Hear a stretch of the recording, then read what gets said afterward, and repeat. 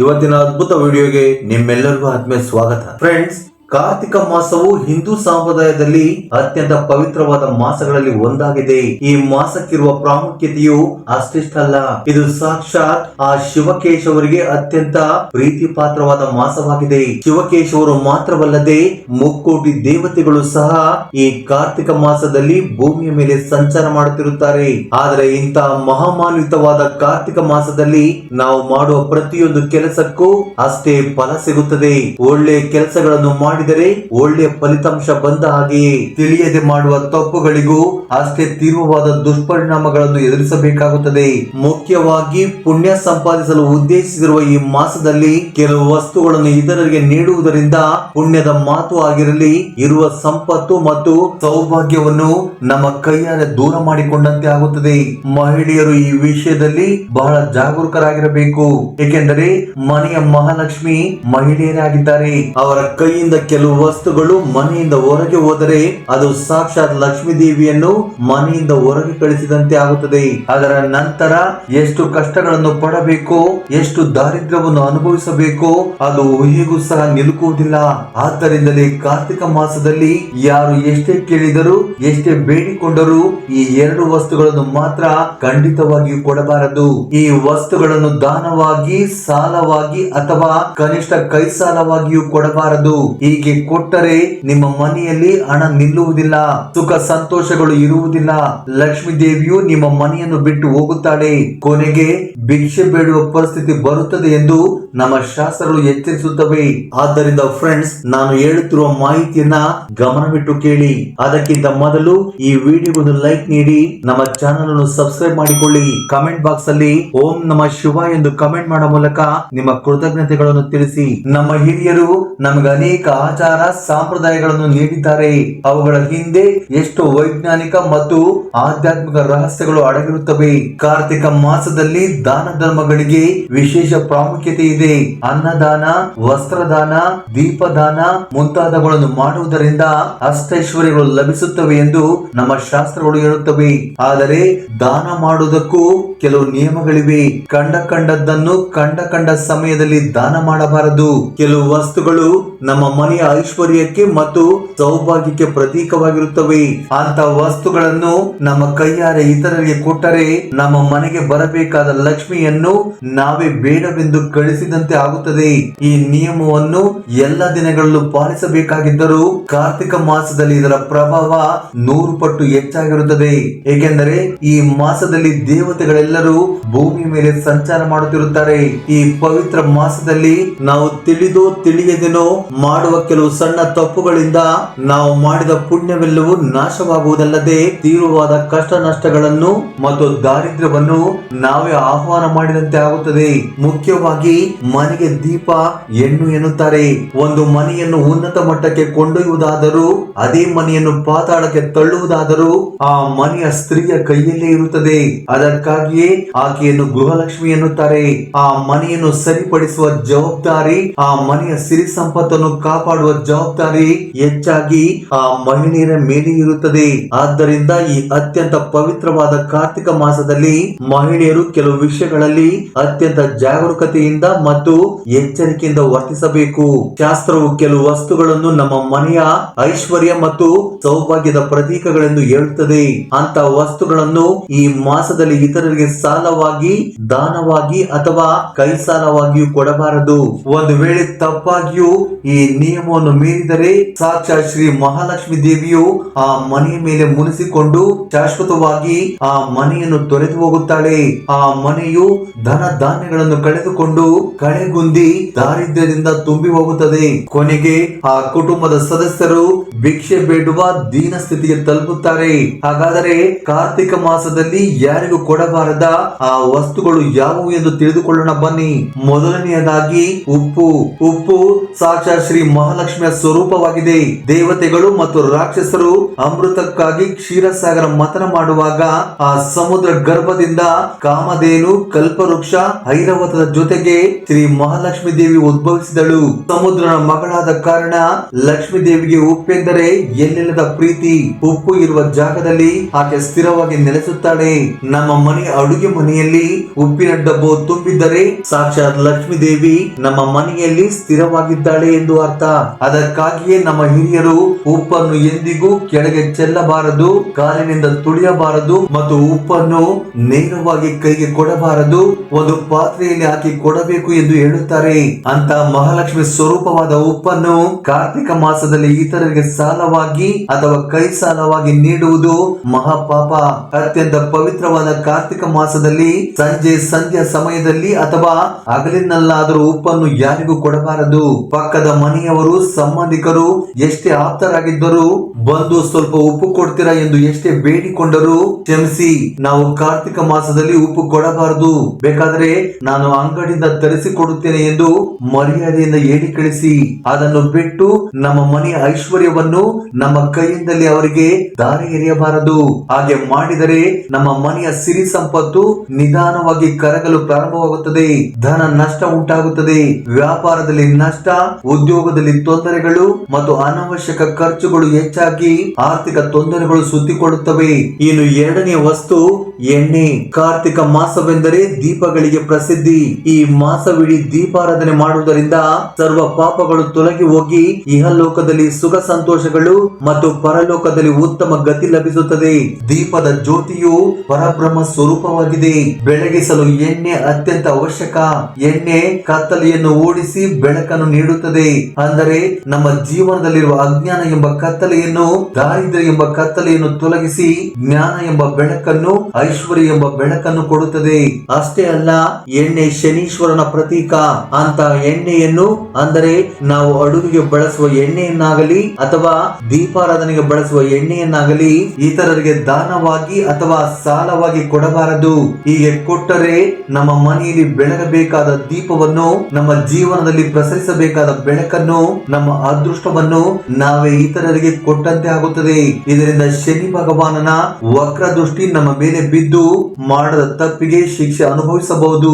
ಅನವಶ್ಯಕ ಕಷ್ಟಗಳು, ಕೋರ್ಟ್ ಕೇಸುಗಳು, ಶತ್ರು ಭಯ, ಕುಟುಂಬದಲ್ಲಿ ಕಲಹಗಳು ಉಂಟಾಗುತ್ತವೆ, ಮನೆಯಲ್ಲಿರುವ ಪ್ರಶಾಂತತೆ ದೂರವಾಗುತ್ತದೆ.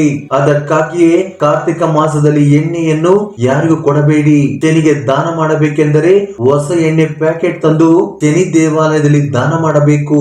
ಆದರೆ ಮನೆಯಲ್ಲಿ ಬಳಸುವ ಎಣ್ಣೆಯನ್ನು ಯಾರಿಗೂ ಕೊಡಬಾರದು. ಇನ್ನು ಮೂರನೇ ವಸ್ತು ಯಾವುದೆಂದರೆ ಅರಿಶಿನ ಕುಂಕುಮ. ಇವು ಪ್ರತಿ ಹಿಂದೂ ಸ್ತ್ರೀಗೆ, ಪ್ರತಿ ಮುತ್ತೈದಕ್ಕೆ ಪ್ರಾಣಕ್ಕೆ ಸಮಾನವಾದವು. ಸೌಭಾಗ್ಯದ ಚಿಹ್ನೆಗಳು. ಅರಿಶಿನ ಮಂಗಳಕರವಾದದ್ದು, ಗುರುಗ್ರಹದ ಅನುಗ್ರಹವನ್ನು ನೀಡುತ್ತದೆ. ಕುಂಕುಮ ಶಕ್ತಿ ಸ್ವರೂಪಿಣಿ, ಅಂಗಾರಕ ಗ್ರಹಕ್ಕೆ ಪರಾಶಕ್ತಿಗೆ ಪ್ರತೀಕ. ಒಬ್ಬ ಸ್ತ್ರೀ ತನ್ನ ಪತಿಯ ಆಯುರಾರೋಗ್ಯ, ಸಿರಿ ಸಂಪತ್ತು ಹೆಚ್ಚಲಿ, ತನ್ನ ಮಾಂಗಲ್ಯ 10 ಕಾಲ ತಂಪಾಗಿರಲಿ ಎಂದು ಅರಿಶಿನ ಕುಂಕುಮಗಳನ್ನು ಧರಿಸುತ್ತಾಳೆ. ಅಂತ ಪವಿತ್ರವಾದ ಅರಿಶಿನ ಕುಂಕುಮವನ್ನು ನಾವು ಬಳಸುತ್ತಿರುವ ಡಬ್ಬಿಯಿಂದ ತೆಗೆದು ಕೈ ಬದಲಾಗಿ ಅಥವಾ ಸಾಲವಾಗಿ ಇತರರಿಗೆ ಕೊಡುವುದೆಂದರೆ ನಮ್ಮ ಸೌಭಾಗ್ಯವನ್ನು, ನಮ್ಮ ಪತಿಯ ಆಯುಷ್ಯನ್ನು, ನಮ್ಮ ಮನೆಯ ಶುಭವನ್ನು ನಮ್ಮ ಕೈಯಾರೆ ಅವರಿಗೆ ಹಂಚಿಕೊಟ್ಟಂತೆ. ಇದು ಅತ್ಯಂತ ಅಪಾಯಕಾರಿಯಾದ ತಪ್ಪು. ಪುರಾಣಗಳಲ್ಲಿ ಸಾವಿತ್ರಿ ತನ್ನ ಪತಿಯ ಪ್ರಾಣವನ್ನು ಯಮಧರ್ಮನಿಂದಲೇ ಮರಳಿ ತಂದಳು. ಅವಳ ಪಾತಿವ್ರತೆ ಮಹಿಮೆಗೆ, ಅವಳ ಸೌಭಾಗ್ಯಕ್ಕೆ ಪ್ರತೀಕವೇ ಆ ಅರಿಶಿನ ಕುಂಕುಮ. ಯಾರಾದರೂ ಅರಿಶಿನ ಕುಂಕುಮ ಕೇಳಿದರೆ ಹೊಸ ಪ್ಯಾಕೆಟ್ ತಂದು ದಾನ ಮಾಡಬಹುದು ಅಥವಾ ದೇವರ ಬಳಿ ಇಟ್ಟು ತಾಂಬೂಲದಲ್ಲಿ ಕೊಟ್ಟು ಗೌರವಿಸಬಹುದು. ಅಷ್ಟೇ ಹೊರತು ನಾವು ಬಳಸುತ್ತಿರುವ ಡಬ್ಬಿಯಿಂದ ತೆಗೆದು ಕೈಯಲ್ಲಿ ಇಡುವುದು ಅಥವಾ ಡಬ್ಬಿಯ ಸಮೇತ ಕೊಡುವುದು ಮಾಡಬಾರದು. ವಿಶೇಷವಾಗಿ ಕಾರ್ತಿಕ ಮಾಸದಲ್ಲಿ ಈ ನಿಯಮಗಳನ್ನು ಖಂಡಿತವಾಗಿ ಪಾಲಿಸಬೇಕು. ಇಲ್ಲದಿದ್ದರೆ ಗಂಡ ಹೆಂಡತಿಯರ ಮಧ್ಯೆ ಅನ್ಯೋನ್ಯತೆ ಕಡಿಮೆಯಾಗಿ ಜಗಳಗಳು ಶುರುವಾಗಬಹುದು. ಪತಿಯ ಆರೋಗ್ಯಕ್ಕೆ, ಉದ್ಯೋಗಕ್ಕೆ, ವ್ಯಾಪಾರಕ್ಕೆ ತೀವ್ರವಾದ ಸಮಸ್ಯೆಗಳು ಎದುರಾಗಬಹುದು. ಮನೆಯ ಸೌಭಾಗ್ಯ ಸಂಪೂರ್ಣವಾಗಿ ಹಾಳಾಗುತ್ತದೆ. ಹಾಗೆಯೇ ಒಣಮೆಣಸಿನಕಾಯಿ, ಸಾಸಿವೆ ಮುಂತಾದವುಗಳನ್ನು ಕೂಡ ಕಾರ್ತಿಕ ಮಾಸದಲ್ಲಿ ಬೇರೆಯವರಿಗೆ ಕೊಡಬಾರದು. ನಮ್ಮ ಅಡುಗೆ ಮನೆಯಲ್ಲಿ ಇವು ಸಾಮಾನ್ಯ ಸಾಂಬಾರು ಪದಾರ್ಥಗಳಾಗಿರಬಹುದು, ಆದರೆ ಆಧ್ಯಾತ್ಮಿಕವಾಗಿ ಇವುಗಳಿಗೆ ಬಹಳ ಶಕ್ತಿ ಇದೆ. ಈ ಎರಡು ವಸ್ತುಗಳು ನಮ್ಮ ಮನೆಯ ಮೇಲಿರುವ ನರದೃಷ್ಟಿ, ನರಕೋಶ, ಅಸೂಯೆಯ ನೋಟಗಳನ್ನು, ಕೆಟ್ಟ ಪ್ರಯೋಗಗಳನ್ನು ತೆಗೆದು ತೆಗೆದುಹಾಕಲು ಉಪಯೋಗಿಸಲ್ಪಡುತ್ತವೆ. ಅದಕ್ಕಾಗಿಯೇ ವಾರಕ್ಕೊಮ್ಮೆ ಉಪ್ಪು, ಮೆಣಸಿನಕಾಯಿ, ಸಾಸಿವೆಯಿಂದ ಮನೆಗೆ ದೃಷ್ಟಿ ತೆಗೆಯಬೇಕೆಂದು ಹಿರಿಯರು ಹೇಳುತ್ತಾರೆ. ಇವು ನಮ್ಮ ಮನೆಗೆ ಒಂದು ಅದೃಷ್ಟ ರಕ್ಷಣಾ ಕವಚದಂತೆ ಕೆಲಸ ಮಾಡುತ್ತವೆ.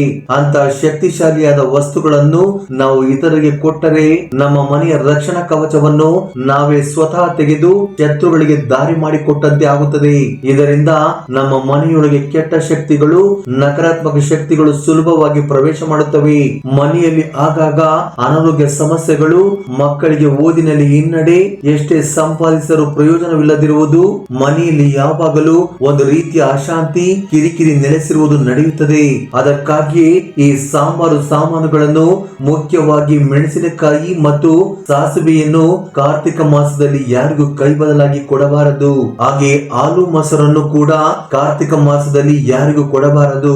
ಹಾಲು ಮೊಸರು ಎಂದರೆ ಲಕ್ಷ್ಮೀ ದೇವಿಯ ಸ್ಥಾನಗಳು. ಇವು ಚಂದ್ರನಿಗೆ ಸಂಬಂಧಿಸಿರುವಂತವುಗಳು. ಜ್ಯೋತಿಷ್ಯ ಶಾಸ್ತ್ರದಲ್ಲಿ ಚಂದ್ರನು ಮನಕಾರಕ, ಧನಕಾರಕ. ಮನಸ್ಸಿನ ಪ್ರಶಾಂತತೆ, ಧನದ ಅರಿವು ಎರಡು ಕೂಡ ಚಂದ್ರನ ಅನುಗ್ರಹದ ಮೇಲೆ ಆಧಾರಪಟ್ಟಿರುತ್ತವೆ. ಹಾಲು ಮೊಸರು ಪಾಡಿ ಪಂಟಗಳಿಗೆ, ಸಿರಿ ಸಂಪತ್ತಿಗೆ, ಸಮೃದ್ಧಿಗೆ ಚಿಹ್ನೆಗಳು. ಸಾಕ್ಷಾತ್ ಕ್ಷೀರಸಾಗರದಲ್ಲೇ ಲಕ್ಷ್ಮೀ ದೇವಿ ಉದ್ಭವಿಸಿದಳು. ಅದಕ್ಕಾಗಿಯೇ ಹಾಲು ಮೊಸರು ಇರುವ ಮನೆಯಲ್ಲಿ ಲಕ್ಷ್ಮೀ ದೇವಿ ಸಂತೋಷವಾಗಿ ಇರುತ್ತಾಳೆ. ಅಂತ ಹಾಲು ಮೊಸರನ್ನು ಸೂರ್ಯಾಸ್ತದ ನಂತರವಾಗಲಿ ಅಥವಾ ಈ ಪವಿತ್ರ ಕಾರ್ತಿಕ ಮಾಸದಲ್ಲಿ ಯಾವುದೇ ಸಮಯದಲ್ಲಿ ಆಗಲಿ ಇತರಿಗೆ ಕೊಡುವುದರಿಂದ ನಮ್ಮ ಮನೆಯ ಐಶ್ವರ್ಯ ಕರಗುತ್ತದೆ. ಚಂದ್ರನ ಅನುಗ್ರಹ ಕಡಿಮೆಯಾಗಿ ಮಾನಸಿಕ ಆತಂಕ, ನಿದ್ರಾಹೀನತೆ, ನಿರ್ಣಯಗಳನ್ನು ತೆಗೆದುಕೊಳ್ಳುವಲ್ಲಿ ತಡಬಡಾಯಿಸುವುದು, ಆರ್ಥಿಕ ತೊಂದರೆಗಳು ಹೆಚ್ಚಾಗುತ್ತವೆ. ಮನೆಯಲ್ಲಿರುವ ಹಣ ನೀರಿನಂತೆ ಖರ್ಚಾಗಿ ಹೋಗುತ್ತದೆ. ಅದಕ್ಕಾಗಿಯೇ ಪ್ರತಿ ಹೊತ್ತು ಮೊಸರು ಎಪ್ಪು ಹಾಕಲು ಕೂಡ ಕೊಡಬಾರದು ಎಂದು ಹೇಳುತ್ತಾರೆ. ಕಾರ್ತಿಕ ಮಾಸದಲ್ಲಂತೂ ಈ ವಿಷಯದಲ್ಲಿ ಇನ್ನಷ್ಟು ಜಾಗರೂಕರಾಗಿರಬೇಕು. ಫ್ರೆಂಡ್ಸ್, ಕೊನೆಯದಾಗಿ ನೀರಿನ ಕೊಡ ಅಥವಾ ಬಿಂದಿಗೆಯನ್ನು ಕೂಡ ಈ ಮಾಸದಲ್ಲಿ ಹೊರಗೆ ಕೊಡಬಾರದು. ನೀರು ಜೀವನಾಧಾರ, ಪಂಚಭೂತಗಳಲ್ಲಿ ಅತ್ಯಂತ ಮುಖ್ಯವಾದದ್ದು. ನಮ್ಮ ಮನೆಯಲ್ಲಿ ನೀರಿನ ಪಾತ್ರೆ, ವಿಶೇಷವಾಗಿ ಕುಡಿಯುವ ನೀರು ಸಂಗ್ರಹಿಸುವ ಬಿಂದಿಗೆ ಯಾವಾಗಲೂ ತುಂಬಿರಬೇಕು. ಅದು ನಮ್ಮ ಮನೆಯ ಧನಧಾನ್ಯಗಳ ಸಮೃದ್ಧಿಗೆ, ಕುಟುಂಬ ಸದಸ್ಯರ ಆರೋಗ್ಯಕ್ಕೆ ಸಂಕೇತ. ಅಂತಹ ನೀರಿನ ಪಾತ್ರೆಯನ್ನು, ಮುಖ್ಯವಾಗಿ ತಾಮ್ರ ಅಥವಾ ಹಿತ್ತಾಳೆಯ ಬಿಂದಿಗೆಯನ್ನು ಖಾಲಿಯಾಗಿ ಆಗಲಿ ಅಥವಾ ನೀರಿನಿಂದ ತುಂಬಿ ಆಗಲಿ ಕಾರ್ತಿಕ ಮಾಸದಲ್ಲಿ ಇದರಿಗೆ ಕೊಡಬಾರದು. ಒಂದು ವೇಳೆ ಕೊಟ್ಟರೆ ನಮ್ಮ ಮನೆಯ ಧನದಾಯದ ಮಾರ್ಗಗಳು ಮುಚ್ಚಿ ಹೋಗಿ ಎಷ್ಟೇ ಸಂಪಾದಿಸಿದರೂ ಗಂಗಾರ್ಪಣಂ ಎಂಬಂತೆ ಬಂದ ಹಣ ಬಂದ ಹಾಗೆ ಯಾವುದರ ಒಂದು ರೂಪದಲ್ಲಿ ಖರ್ಚಾಗಿ ಹೋಗುತ್ತದೆ. ಅನಾವಶ್ಯಕ ಆಸ್ಪರ್ಧೆ ಖರ್ಚುಗಳು ಹೆಚ್ಚಾಗಿ ಸಾಲದ ಸುಳಿಗೆ ಸಿಲುಕಿಕೊಳ್ಳಬೇಕಾಗುತ್ತದೆ. ಹಣ ಕೈಯಲ್ಲಿ ನಿಲ್ಲುವುದಿಲ್ಲ. ಎಣ್ಣೆ, ಒಣಮೆಣಸಿನಕಾಯಿ, ಉಪ್ಪು, ಸಾಸಿವೆ, ಹಾಲು, ಮೊಸರು, ನೀರಿನ ಕೊಡ ಅಥವಾ ಬಿಂದಿಗೆ, ಅರಿಶಿನ, ಕುಂಕುಮ, ಈ 7 ವಸ್ತುಗಳನ್ನು ಸ್ತ್ರೀಯರು ಕಾರ್ತಿಕ ಮಾಸದಲ್ಲಿ ಯಾರಿಗೂ ಕೊಡಬಾರದು. ಫ್ರೆಂಡ್ಸ್, ಈ ವಸ್ತುಗಳನ್ನು ಕೊಡಬಾರದು ಎಂದ ತಕ್ಷಣ ನಮ್ಮನ್ನು ನಾವು ಸ್ವಾರ್ಥಿಗಳೆಂದು, ಜಿಪುಣರೆಂದು ಭಾವಿಸಬೇಕಾದ ಅವಶ್ಯಕತೆ ಇಲ್ಲ. ದಾನ ಮಾಡುವುದು ತಪ್ಪಲ್ಲ, ದಾನ ಮಾಡು ಎಂದು ಶಾಸ್ತ್ರವೇ ಹೇಳುತ್ತದೆ. ಆದರೆ ಏನನ್ನು ದಾನ ಮಾಡಬೇಕು, ಏನನ್ನು ಮಾಡಬಾರದು ಎಂದು ತಿಳಿದುಕೊಳ್ಳಬೇಕು. ಇದು ನಮ್ಮ ಮನೆಯನ್ನು, ನಮ್ಮ ಕುಟುಂಬವನ್ನು, ನಮ್ಮ ಐಶ್ವರ್ಯವನ್ನು ಕಾಪಾಡಿಕೊಳ್ಳಲು ನಾವು ತೆಗೆದುಕೊಳ್ಳುವ ಒಂದು ಆಧ್ಯಾತ್ಮಿಕ ಜಾಗೃತಿ ಮಾತ್ರ. ಕಾರ್ತಿಕ ಮಾಸದಲ್ಲಿ ನಿಮಗೆ ಶಕ್ತಿ ಇದ್ದರೆ ಪ್ರತಿದಿನ ಅನ್ನದಾನ ಮಾಡಿ. ಒಬ್ಬರಿಗೆ ಅನ್ನ ನೀಡಿದರೆ ಕೋಟಿ ಪಟ್ಟು ಪುಣ್ಯ ಬರುತ್ತದೆ. ಚಳಿಗೆ ನಡುಗುತ್ತಿರುವ ಬಡವರಿಗೆ ವಸ್ತ್ರದಾನ ಮಾಡಿ. ನಿಮ್ಮ ಕಷ್ಟಗಳು ದೂರವಾಗುತ್ತವೆ. ಶಿವಾಲಯದಲ್ಲಿ, ವಿಷ್ಣು ಆಲಯದಲ್ಲಿ ದೀಪದಾನ ಮಾಡಿ. ನಿಮ್ಮ ಜೀವನ ಅಜ್ಞಾನ ಎಂಬ ಕತ್ತಲೆಯಿಂದ ಜ್ಞಾನ ಎಂಬ ಬೆಳಕಿನತ್ತ ಸಾಗುತ್ತದೆ. ಆದರೆ ಮನೆಯ ಸೌಭಾಗ್ಯಕ್ಕೆ, ಐಶ್ವರ್ಯಕ್ಕೆ, ಗೃಹಲಕ್ಷ್ಮಿಯ ಆತ್ಮ ಗೌರವಕ್ಕೆ ಪ್ರತೀಕವಾದ ಈ ವಸ್ತುಗಳನ್ನು ಮಾತ್ರ ಎಂಥದೇ ಪರಿಸ್ಥಿತಿಯಲ್ಲೂ ಇತರರಿಗೆ ಸಾಲವಾಗಿ ಅಥವಾ ಕೈ ಬದಲಾಗಿ ಕೊಡಬೇಡಿ. ಹಾಗೆ ಕೊಡುವುದರಿಂದ ನಮ್ಮ ಮನೆಯ ಶ್ರೀ ಮಹಾಲಕ್ಷ್ಮಿಯನ್ನು ನಾವೇ ಅವಮಾನಿಸಿ ಹೊರಗಟ್ಟಿದಂತೆ ಆಗುತ್ತದೆ.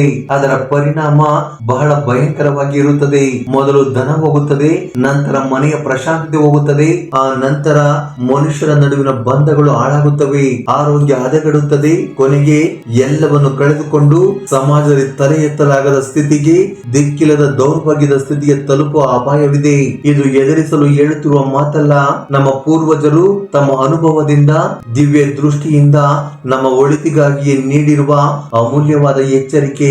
ಈ ನಿಯಮಗಳನ್ನು ಶ್ರದ್ಧೆಯಿಂದ ಪಾಲಿಸುವುದರ ಮೂಲಕ ನಾವು ನಮ್ಮ ಕುಟುಂಬವನ್ನು, ನಮ್ಮ ಐಶ್ವರ್ಯವನ್ನು, ನಮ್ಮ ಸೌಭಾಗ್ಯವನ್ನು ಕಾಪಾಡಿಕೊಂಡಂತೆ ಆಗುತ್ತದೆ. ಆದ್ದರಿಂದ ಈ ಕಾರ್ತಿಕ ಮಾಸ ಪೂರ್ತಿಯಾಗಿ ಪ್ರತಿಯೊಬ್ಬ ಗೃಹಿಣಿಯು ಈ ನಿಯಮಗಳನ್ನು ಪಾಲಿಸಬೇಕು. ಈ ವಸ್ತುಗಳನ್ನು ಯಾರಿಗೂ ಕೊಡದಂತೆ ಜಾಗ್ರತೆ ವಹಿಸಬೇಕು. ಫ್ರೆಂಡ್ಸ್, ಈ ವಿಡಿಯೋ ಬಗ್ಗೆ ನಿಮ್ಮ ಅನಿಸಿಕೆ ಅಭಿಪ್ರಾಯಗಳನ್ನು ಕಮೆಂಟ್ ಬಾಕ್ಸ್ ಅಲ್ಲಿ ಕಮೆಂಟ್ ಮಾಡಿ. ಹಾಗೆ ಈ ವಿಡಿಯೋ ನಿಮ್ಗೆ ಇಷ್ಟವಾಗಿದ್ದರೆ ದಯವಿಟ್ಟು ಲೈಕ್ ನೀಡುವುದನ್ನು ಮರೆಯಬೇಡಿ. ಜೈ ಶ್ರೀಕೃಷ್ಣ ವಾಸುದೇವ. ಧನ್ಯವಾದಗಳು.